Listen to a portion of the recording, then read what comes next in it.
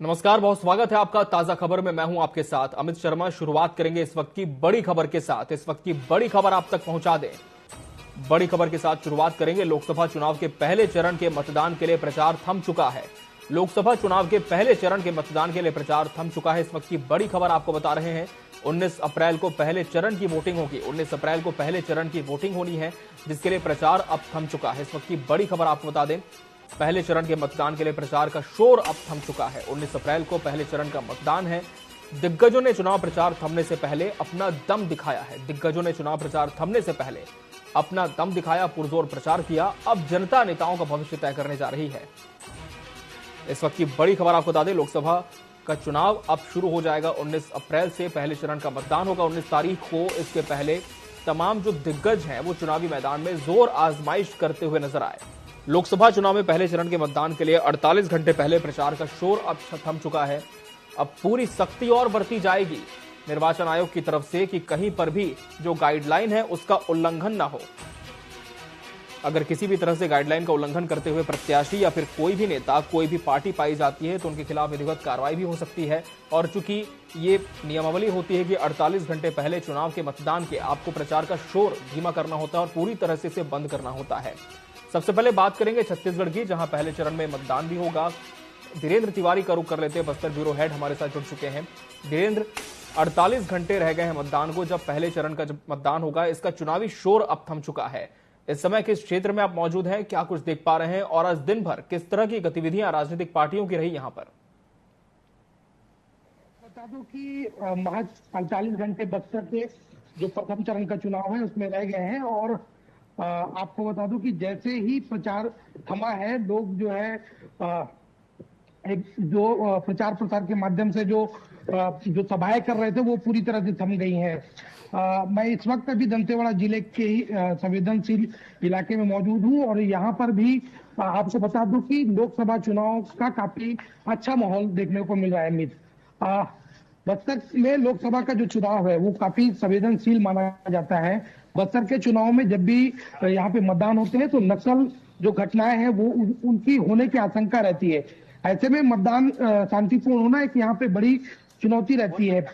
प्रथम चरण में यहाँ पे मतदान हो रहे हैं। 11 सीट जो छत्तीसगढ़ की है उसमें पहले चरण का मतदान हो रहा है। और जो यहाँ पर देखा जाए, बस्तर में जो कांग्रेस पार्टी के दिग्गज नेता है कवासी लखमा, वो मैदान पे हैं। वहीं पर भाजपा ने अपने जो नए प्रत्याशी को यहाँ पर महेश कश्यप, जो हिंदूवादी नेता है, उनको यहाँ पर मैदान में उतारा है और जो काफी दमखम के साथ पूरे प्रचार प्रसार में लगे थे।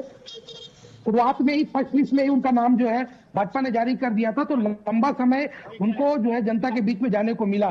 तो हर क्षेत्र में पहुंचने की कोशिश की। मोदी सरकार की और विष्णुदेव सरकार की योजनाओं को गिनाने का प्रयास उन्होंने जनता के बीच में किया है। तो और जो बस्तर का चुनाव है, बस्तर में जो अभी जो परिप्रेक्ष्य हम देख सकते हैं, तो दोनों ही पार्टी काफी दमखम के साथ मैदान में उतरी थी। कवासी लखमा जो है बस्तर के लिए कोई नए चेहरे नहीं है। उनका विधानसभा से लगातार 6 बार जीते हुए प्रत्याशी है और लगातार विधानसभा जीतते आ रहे हैं। ऐसे में कांग्रेस पार्टी ने उन्होंने जो है दीपक बैज जो प्रदेश अध्यक्ष है उनकी टिकट काटकर उनको मौका दिया है। कांग्रेस भी जो है इस चुनाव को हल्के से नहीं ले रही है, इसलिए उन्होंने सबसे जो दमदार प्रत्याशी है बस्तर में, बस्तर की जो राजनीतिक पृष्ठभूमि है उसमें जो सबसे बड़ा चेहरा है कांग्रेस पार्टी का, उनको मैदान में उतारा है।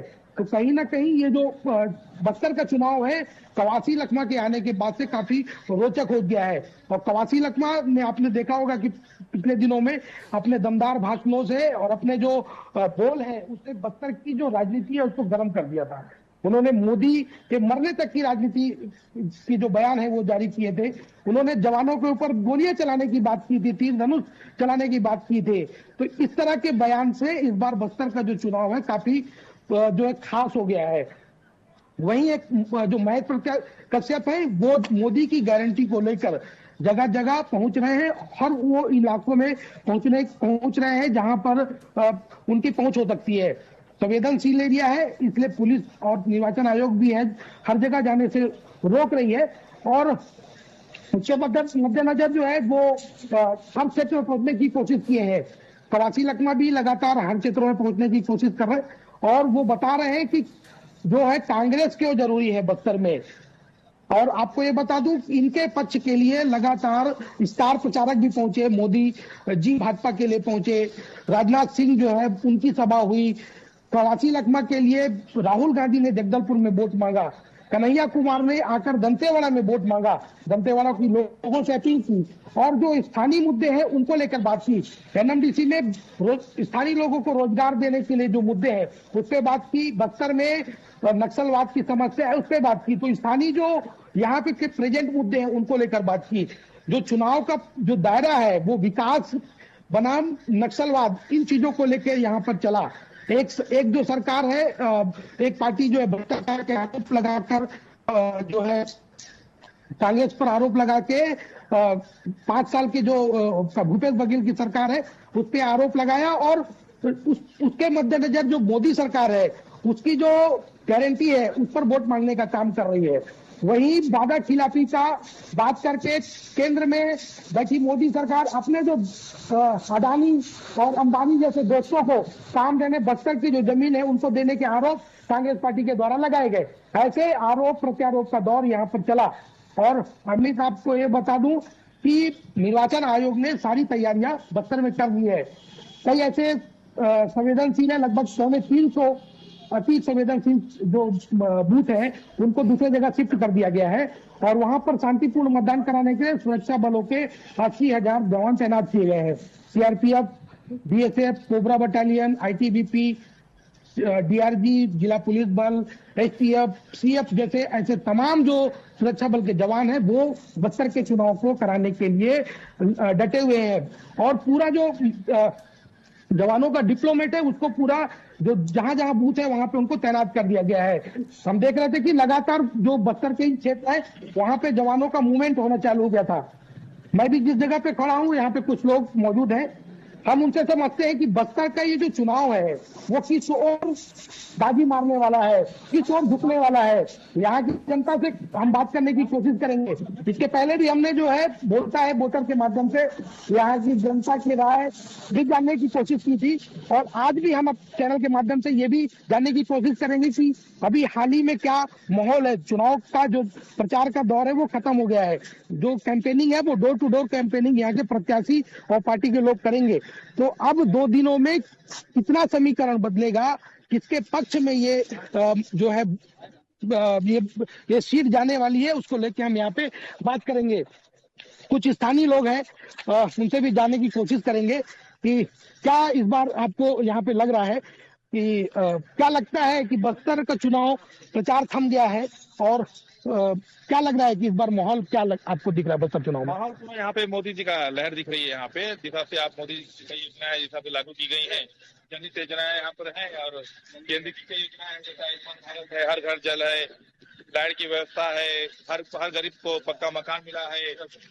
और यहाँ पे भाजपा सरकार प्रदेश में भाजपा सरकार आई है, जैसे यहाँ पे भी 45 बने, हर महिलाओं को 1,000 प्रति महीना मिल रहा है। तो ये सबसे जो महिलाएं भी उत्साहित है भाजपा के प्रति, और भाजपा का एक तरफा यह माहौल दिख रहा है। बीच में लग रहा था कि यहाँ टक्कर की स्थिति है, लेकिन जिस तरह से लगातार भाजपा का एक तरफा जो प्रचार प्रसार चला, और प्रत्याशी का हर हमारे महेश कश्यप जी जो यहाँ पे भाजपा प्रत्याशी हैं उनका लगातार जो दौरा चला, उससे भाजपा के पक्ष में माहौल बहुत बना है, और लोगों में लोग यहाँ जागरूक हुए हैं, लोगों में उत्साह है भाजपा के पक्ष में मतदान करने का, और एक तरफा भाजपा का माहौल है, और मोदी जी के नाम से यहाँ पे उठ पड़ेगा। मोदी जी की एक तरफा लहर यहाँ पे है, और यहाँ पे कई विकास हुई है। स्थानीय जो यहाँ पे जो प्रदेश में भाजपा सरकार बनी है, जब 3 महीने में विगत दिनों तो धान का बोनस मिला, वितरण हुआ है किसानों को, उसका अच्छा फायदा मिला, किसान उससे बहुत उत्साहित है। एक वो तो जो उनके खाते में पैसा आया है धान का, उससे भी किसान उत्साहित है, और भाजपा के पक्ष में अच्छा यहाँ पे वो ऊपर बोल रहे हैं कि हम भाजपा में ही वोट डालेंगे, कमल छाप में ही, और उन्होंने अपना बटन दबाने का निश्चय किया है, संकल्प लिया है।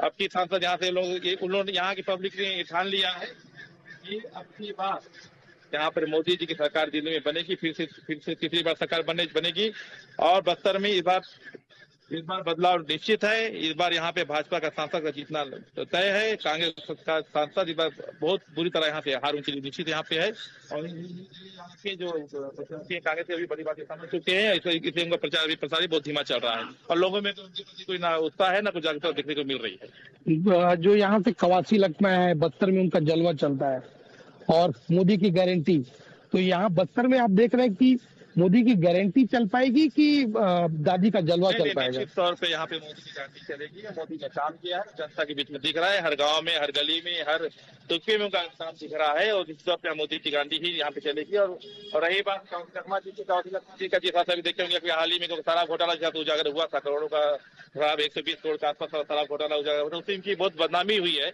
और जिस हिसाब से उन्होंने जो वहाँ पे मोदी को गाली दी बीजापुर की सभा में, जान पहचान करने गए थे, तो वो जो उससे जनता बहुत नाराज हुई है कि नाराज मोदी जी के आराम गाली नहीं सुना सकते, पसंद करना चाहती है। जितना ये मोदी गाली देंगे मोदी जी उतना आगे बढ़ेंगे। जी धीरेन्द्र, तो कहीं ना कहीं अब लोग भी मुखर होकर अपनी बात रखते नजर आ रहे हैं। अब चूंकि 48 घंटे का वक्त हो चुका है, काफी कड़ी गाइडलाइंस का पालन भी यहाँ पर निर्वाचन आयोग की तरफ से कराया जाएगा। आगे भी इस पर हम आपसे जानकारी लेते रहेंगे कि किस तरह से माहौल है चुनावी, और 48 घंटे में जब चुनाव का प्रचार थम चुका है तब वहां का माहौल कैसा देखने को मिलता है। बहुत शुक्रिया धीरेन्द्र आपका हमसे जुड़ने के लिए। तो ये थे छत्तीसगढ़ का हाल बयां, और अब रुक कर लेते हैं मध्य प्रदेश का, जहां से हमारे वरिष्ठ संवाददाता प्रिंस गुप्ता हमारे साथ जुड़ चुके हैं। प्रिंस, पहले चरण की बात करें तो मध्य प्रदेश की 6 सीटों पर मतदान होना है। चुनावी दलों की तैयारियां अपनी ओर है, लेकिन अब पूरी जो गेंद है वो निर्वाचन आयोग के पाले में है कि अगर कहीं पर उल्लंघन होता है तो सख्ती से कार्रवाई भी की जाएगी। क्या माहौल देख पा रहे हैं आप? जी बिल्कुल, जो पहले चरण का चुनाव होने वाला है 6 सीटों पर, उसके लिए तमाम तैयारियां निर्वाचन आयोग की तरफ से कर ली गई हैं। चाक चौबंद सुरक्षा है और तमाम जो दल है निर्वाचन के, जो तमाम दल बूथों पर जाएंगे और वोटिंग कराएंगे जिस दिन 19 तारीख को, 19 अप्रैल को मध्य प्रदेश की इन 6 सीटों पे जो चुनाव होगा उस दिन, तो तमाम तरह की तैयारियां लगातार, ट्रेनिंग की बात करें हम कर्मचारियों की या सुरक्षा की तमाम चाक चौबंद बंदोबस्त की बात करें तो ये तमाम बंदोबस्त अभी तक निर्वाचन आयोग की तरफ से कर लिए गए हैं। और आज आखिरी दिन था चुनाव प्रचार का पहले चरण के। आज शाम 6 बजे चुनाव प्रचार खत्म हो गया है और चुनाव प्रचार खत्म हुआ उससे पहले तमाम राजनीतिक दलों में, जिसमें मुख्य राजनीतिक दलों की बात करूं मैं, भारतीय जनता पार्टी और कांग्रेस की, तो दोनों ने ही अपनी पूरी ताकत झोंक दी है 6 लोकसभा सीटों में। और खासतौर से हम इसमें बात करें मोटे तौर पर तो कई सीटें ऐसी हैं जहां पर त्रिकोणीय मुकाबला इस बार हमें देखने को मिलेगा, और साथ ही कुछ सीटें ऐसी है जहां प्रतिष्ठा जुड़ी हुई है वहां के उम्मीदवारों की, वहां के पार्टी की। और खासतौर से जिन त्रिकोणीय मुकाबले वाली सीटों की अगर हम बात करें तो बालाघाट है, सीधी है, और उसके अलावा मंडला है। मंडला में फग्गन सिंह कुलस्ते खड़े हुए हैं, क्योंकि पिछला जो विधानसभा चुनाव हुआ था उसमें फग्गन सिंह कुलस्ते खड़े हुए थे और केंद्रीय मंत्री रहते हुए वो चुनाव हार गए थे। इस बार लोकसभा का टिकट उनको वहां से मिला है और निश्चित ही कहीं ना कहीं एक प्रतिष्ठापूर्ण और त्रिकोणीय मुकाबला उनकी इस सीट पर देखने को मिल रहा है। तो एक सीट वहां है, दूसरी सीधी में है जहां त्रिकोणीय मुकाबला हमें देखने को मिलेगा भाजपा, कांग्रेस और बसपा के बीच में। इसी तरह से अन्य दूसरी जो सीटें हैं जिनकी अगर हम बात करें, मंडला और छिंदवाड़ा की अगर खास तौर से मैं बात करूं, क्योंकि दोनों ही हाई प्रोफाइल सीटें मानी जा रही हैं। छिंदवाड़ा में कमलनाथ के बेटे नकुलनाथ वर्तमान में सांसद हैं और इस बार फिर वो कांग्रेस के उम्मीदवार हैं वहां से। यहाँ आपको बता दूं, छिंदवाड़ा का इस बार पूरा फोकस भारतीय जनता पार्टी पर है। पूरी ताकत भारतीय जनता पार्टी ने उस एक सीट को वापस जीतने के लिए लगा दी। पिछली 28 सीटें, पिछली बार का जो लोकसभा चुनाव हुआ था उसमें 2019 का, उसमें 28 सीटें भारतीय जनता पार्टी के पास थी लोकसभा की, और एक सीट छिंदवाड़ा की थी, वो उनके पाले में नहीं आ पाई थी। वजह यह थी कि कमलनाथ का वहां अपना एक बैकग्राउंड है, कमलनाथ की अपनी एक वहां पर स्ट्रैटेजी है जिसके लिए वो जाने जाते हैं। छिंदवाड़ा मॉडल की चर्चा हमेशा देश भर में होती रही है और 9 बार से वहां कमलनाथ सांसद रहे हैं। उसके बाद उनकी पत्नी एक बार रही और एक बार कमलनाथ वहां से चुनाव हारे हैं। सुंदरलाल पटवा 1997 में जीते थे, जो पूर्व मुख्यमंत्री भी रहे मध्य प्रदेश के। तो ये कहा जा सकता है कि 44 सालों से एक छत्र राज है अगर छिंदवाड़ा में उनका, तो निश्चित इस बार प्रतिष्ठापूर्ण सीट वो बन गई है। लेकिन अब एक चीज और मैं आपको बताना चाहूंगा कि छिंदवाड़ा की जो सीट है जिसमें 19 तारीख को वोटिंग होनी है, और बीजेपी पूरी एड़ी चोटी का दाव वहां लगा चुकी है और इस बार किसी भी तरह से उस सीट को अपने पाले में लाना चाहती है।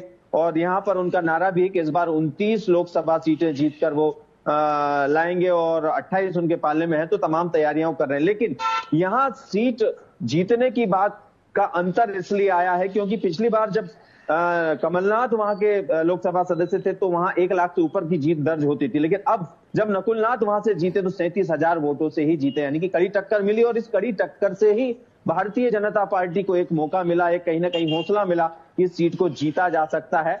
और आदिवासी क्षेत्र है छिंदवाड़ा, मंडला, बालाघाट, तो इन सीटों पर खास तौर से आदिवासी समुदाय बहुत महत्वपूर्ण भूमिका निभाता है और कहीं ना कहीं इस आदिवासी समुदाय को साधने की पूरी कोशिश तमाम पार्टियां करती है। उसमें खास तौर से हम मुख्य पार्टियों की बात करें, भारतीय जनता पार्टी और कांग्रेस की, तो वो लगातार लगी हुई है। और बाकी 6 सीटों की अगर हम पूरी की अगर हम बात करें, मंडला है, सीधी है, शहडोल है, जबलपुर है, छिंदवाड़ा है, बालाघाट है, तो इन पर कड़ा मुकाबला देखने को इस बार मिलेगा। कई सीटें प्रतिष्ठापूर्ण है तो कहीं पर त्रिकोणीय मुकाबला है, तो कई पार्टियों ने इतनी ताकत अपनी लगा दी है कि वहां कहीं ना कहीं उन सीटों को जीतना उनके लिए बहुत जरूरी हो गया। 6 सीटों की अगर हम बात करें तो हाल ही में आज जीतू पटवारी जो कांग्रेस के प्रदेश अध्यक्ष है, उनका भी बयान आया है कि 6 सीटों में से 4 सीटें कांग्रेस जीतने वाली है और पूरे दावे के साथ उन्होंने कहा है कि भाजपा ने जो वादे किए थे वो वादे आज तक पूरे नहीं किए, धोखा किया है आम जनता के साथ, युवाओं के साथ, किसानों के साथ, महिलाओं के साथ, और तमाम चीजें उन्होंने गिनाई आज सिलसिलेवार की। भाजपा सिर्फ जुमलेबाजी करती है, वादे खिलाफी करती है, वादे पूरे नहीं करती है। कांग्रेस पार्टी वो है जो तमाम वादे करेगी तो वादे पूरे करने जा रही है। और इस बार के वादे जब जनता के बीच में अपनी गारंटियों को लेकर जनता के बीच में जा रहे हैं तो निश्चित ही उनका ये दावा है कि 4 सीटें 6 में से वो निश्चित तौर पर जीतेंगे। और वहीं दूसरी ओर भाजपा का दावा है कि जो 19 अप्रैल को 6 सीटों पर जहां मतदान होगा वहां पर 6 की 6 सीटें भाजपा के पाले में आएगी। और इवन छिंदवाड़ा जो सबसे प्रतिष्ठापूर्ण सीट मानी जाती है वो भी इस बार भारतीय जनता पार्टी जीतने की पूरी रणनीति बना चुकी है। चुनाव प्रचार का आज आखिरी दिन था, लेकिन कल अमित शाह जो रणनीतिकार माने जाते हैं भारतीय जनता पार्टी के, कल छिंदवाड़ा पहुंचे, रोड शो किया और वहां रात भी रुके। यानी कि पूरी तरह से एक ऐसा चक्रव्यूह छिंदवाड़ा की सीट को लेकर रचा गया है भारतीय जनता पार्टी की तरफ से। और कल अमित शाह यहाँ पर ठहरे भी थे और पूरी कोशिश है इस बार बीजेपी की कि किसी भी तरह से छिंदवाड़ा की जो सीट पिछली बार रह गई थी इसे भी फतह किया जाए। बहुत शुक्रिया प्रिंस आपका हमसे जुड़ने के लिए। तो चुनाव का प्रचार थम चुका है। पहले चरण के लिए मध्य प्रदेश और छत्तीसगढ़ में दिग्गजों की साख भी इस पहले चरण में दांव पर है। इस पर तमाम अपडेट्स आपको लगातार हम पहुंचाते रहेंगे। फिलहाल मुझे दीजिए इजाजत। आप बने रहिए टीवी 24 के साथ। नमस्कार।